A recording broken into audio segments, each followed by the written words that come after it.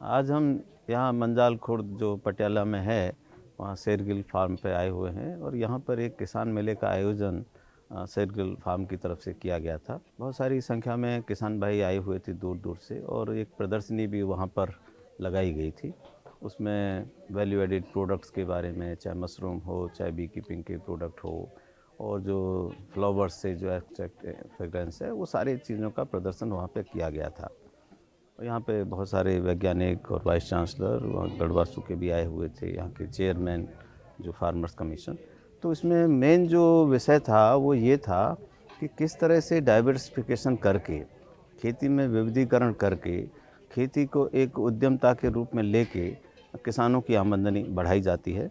तो इन पे जो मुख्य जो बिंदु थे उन पे जो जोर दिया गया कि प्रोसेसिंग और वैल्यू एडिशन को बढ़ावा देना है, कि जिससे जो अभी तक जो हम देखते हैं कि जो किसान का जो पदार्थ हम खरीदते हैं, मान लीजिए 100 रुपये में खरीदते हैं, तो किसान के पास उसका जो है सिर्फ 25 रुपये 30 रुपये ऐसे ही पहुंचता है। बाकी जो नॉन प्रोड्यूसर हैं चेन में, उनको चला जाता है। तो इस ज़रूरत इस चीज़ की है कि किसान अपने प्रोसेसिंग, वैल्यू एडिशन, मार्केटिंग और ब्रांडिंग खुद करें।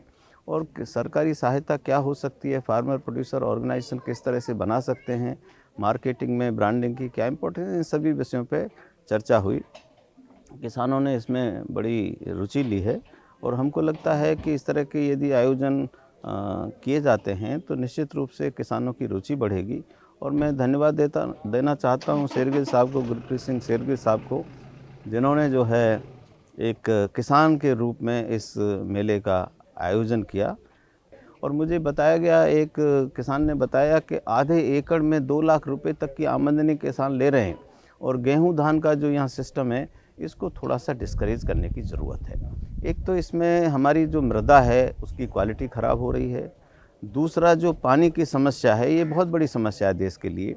पानी हमारा कम होता जा रहा है और मुझे पता है यहाँ के किसानों को हर साल हज़ारों रुपए खर्च करने पड़ते हैं अपनी मोटर को नीचे करने के लिए।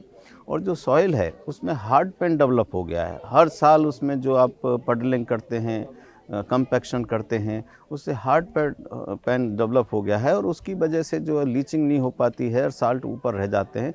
तो आने वाले समय में ये पानी और ज़मीन, जो कि खेती के मुख्य कारक हैं, उनको खतरा होने जा रहा है। इसलिए डाइवर्सिफिकेशन इसलिए भी जो बहुत ज़रूरी है।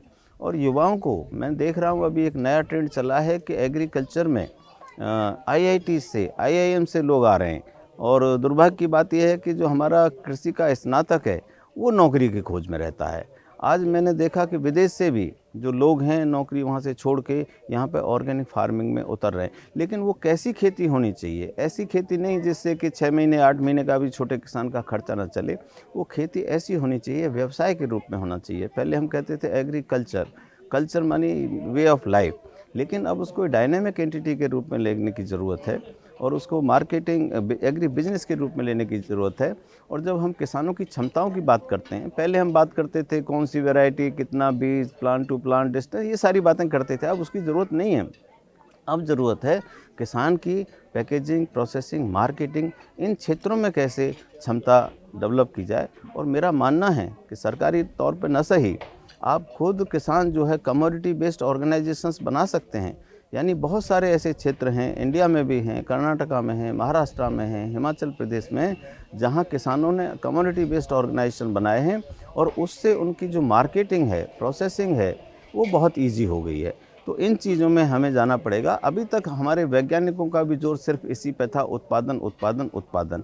अब उससे किसान को ठीक है थोड़ा बहुत फ़ायदा होगा, लेकिन जो मेजर फ़ायदा होगा वो इस चीज़ से होगा कि वो अपने जो पदार्थ है उसमें मूल्य संवर्धन करें, उसकी पैकेजिंग करें, उसकी ब्रांडिंग करें, उसकी मार्केटिंग करें और ग्रुप बना के हो सके तो उसको एक्सपोर्ट भी करें। क्योंकि ये एक ऐसा कृषि एक ऐसा क्षेत्र है, हर चीज़ फेल हो सकती है, एग्रीकल्चर कभी फेल नहीं होगी। आपने कोरोना काल में देखा होगा, सारे सेक्टर्स में -23% ग्रोथ थी, माइनस थी, लेकिन एग्रीकल्चर ही एक ऐसा सेक्टर था जिसमें 3.4% पॉजिटिव ग्रोथ थी। तो ये एक उभरता हुआ क्षेत्र है और ये एक सेक्टर ही नहीं है, ये आपको जानकारी होगी कि 70% करीब लोग एग्रीकल्चर पर आधारित हैं, 52% एम्प्लॉयमेंट एग्रीकल्चर से मिलता है, 20% जीडीपी में इसका शेयर है और वैल्यू प्रोडक्ट को भी जोड़ लें तो 47% इसका एग्रीकल्चर का इंडियन इकोनॉमी में शेयर है। तो इसको जो है हम इग्नोर करके जो हम आत्मनिर्भर भारत की बात करते हैं, उसका रास्ता खेती से ही जाएगा, कृषि से ही जाएगा।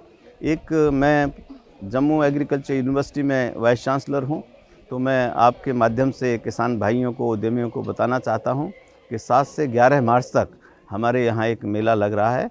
उसमें दूर दूर से किसान आते हैं, इनोवेटिव फार्मर्स आते हैं, पद्मश्री फार्मर्स आते हैं, उनके अनुभव वहाँ बांटे जाते हैं। वहाँ पे एनिमल्स जो है पशु प्रदर्शनी लगेगी, डॉग शो भी वहाँ हम हर साल आयोजित करते हैं। चंडीगढ़ और हरियाणा तक के वहाँ किसान आते हैं। वेजिटेबल फ्रूट्स का कंपटीशन हम वहाँ पे करते हैं।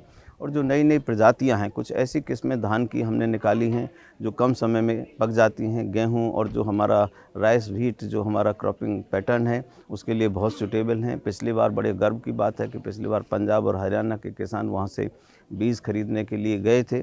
और बहुत सारे ऐसे कार्यक्रम होंगे, करीब 300 स्टॉल उसमें लगाए जा रहे हैं। स्टार्टअप्स को हम सम्मानित कर रहे हैं, किसानों को हम उसमें सम्मानित कर रहे हैं।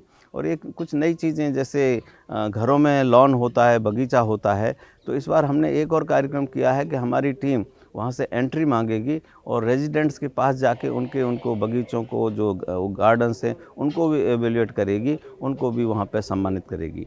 एक कार्यक्रम और शुरू किया रूरल स्पोर्ट्स का, जैसे कुछ खेल कूद थे, कबड्डी है, कुश्ती है, गुल्ली डंडा है, टग ऑफ वार है, ये ख़त्म होते जा रहे हैं। तो इसको प्रमोट करने के लिए हमने ये भी आयोजन किया है कि रूरल स्पोर्ट्स डेली हम कराएंगे। और 10+2 के जो स्टूडेंट्स हैं उनमें ये जागृति पैदा करने के लिए कि एग्रीकल्चर में कितनी संभावना है, कितना इसमें एंटरप्रेन्योरल अपॉर्चुनिटीज़ है, उसके लिए हम डायरेक्टर एजुकेशन के साथ में मिलके कार्यशालाएं करेंगे, जिसमें स्टूडेंट्स को बताया जाएगा कि एग्रीकल्चर कितना महत्वपूर्ण है। जो भी साइंस की आप बात करें वो साइंस एग्रीकल्चर में है, तो उससे वो आकर्षित हों, इस सेक्टर में जाएं और आगे जाके उद्यमी बने, देश की इकोनॉमी को बढ़ावा दें।